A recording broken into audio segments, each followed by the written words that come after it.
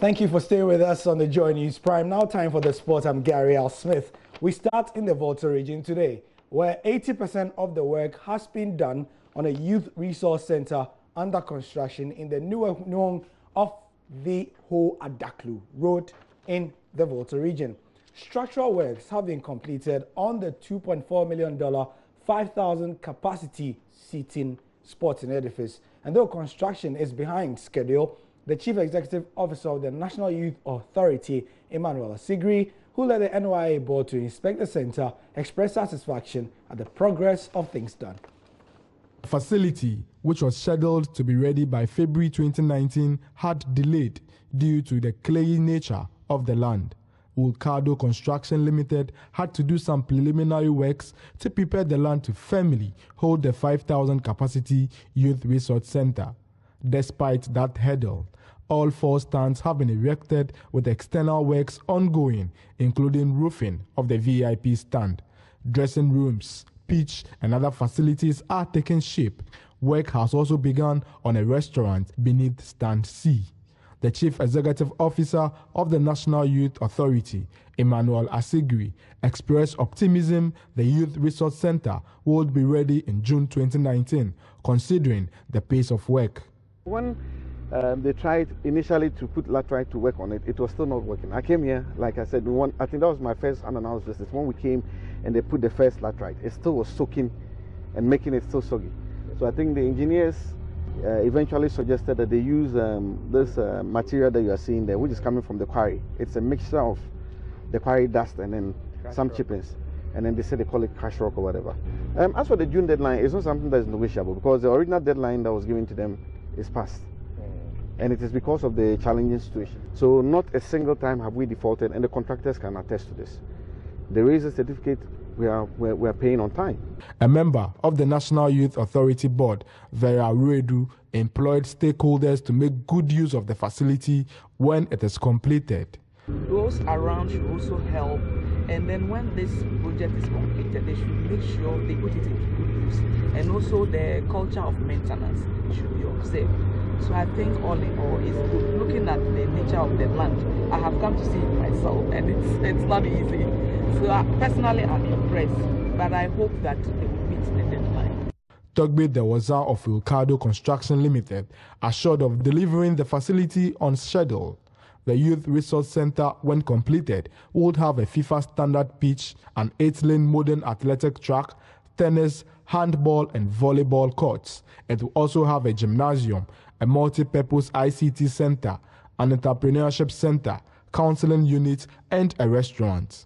The Youth Resource Center would be expanded to a 10,000-seater capacity under Phase 2 of the project. Fred Kwame Asari, Joy News.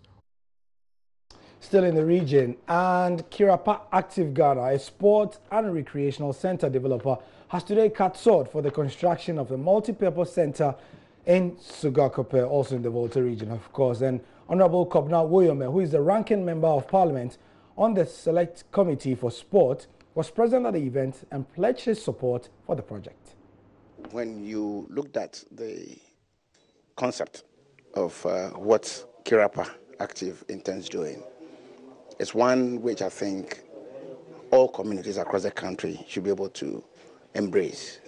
So that makes it quite affordable for all to be able to get in and then develop themselves and also probably discover talents for the benefit of the country.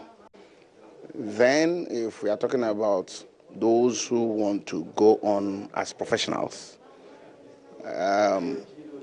definitely affords these persons the opportunity to travel out from their jurisdictions to have, quiet places to, as it were, train for any event or tournament that is expected to take place outside the country.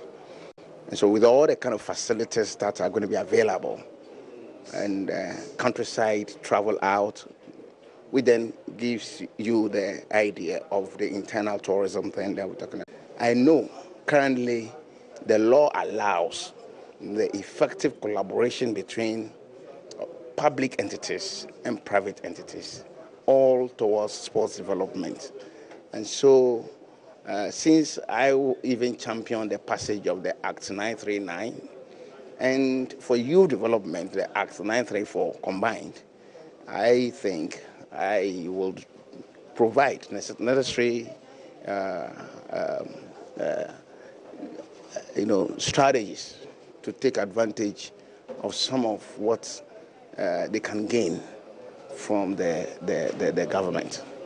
I mean, and the government should be there for such entities when they do apply or come before them with wonderful initiatives like this. The business concepts, I don't think I want to say too much because that remains a secret. And I think it's a wonderful one. And he indicated a little bit of how they have been able to raise funds. And you realize that the opportunities abound. Positive news. In some football, and former Man United and England midfielder Paul Scholes has left his role as boss of Oldham Football Club after just 31 days.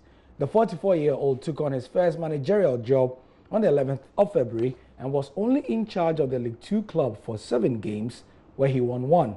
Scholes said in a statement that he had decided to resign with great regret.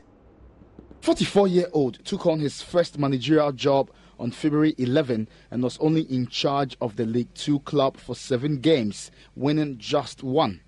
Scholes said in a statement that he had decided to resign with great regret. He took over with the Latics 14th in the table, 9 points off the playoffs, and leaves them in the same position. He began his reign with a 4-0 win over Yeovil Town, but 3 draws and 2 defeats followed prior to the final match, a 2-0 defeat by league leaders Lincoln City on Tuesday.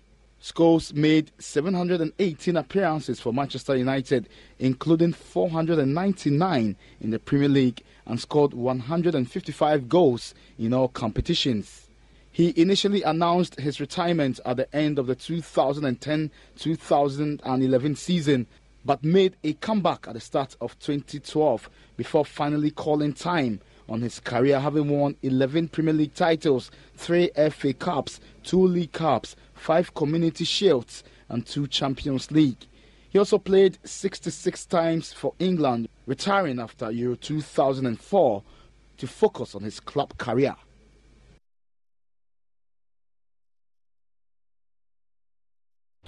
Right, now let's look at some of the matches that are being played in the UEFA Europa League. We do know that the earlier kickoffs have ended, Chelsea heralding a very, very good return. They won by 5-0.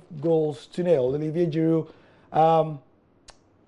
scoring 3 times in that rout against Dynamo Kiev. Krasnodar also 1-1 with Valencia. Arsenal are winning 2-0 against Rennes. Don't forget that they are behind by 3-0 from the 3-1, sorry, from the first leg, and they need to win this one. So as it stands, it's 3-3. Salzburg 3-1. Napoli has also ended. Shock result, must say.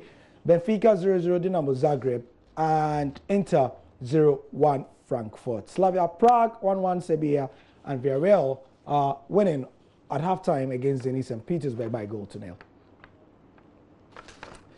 That's the sport for now. Join Hans Spencer Ando at 10:30 for the football show, where he's going to bring you all the results of the rest of the games and also the analysis plus your phone calls. I'm Gary Al Smith, and that's the sport for now.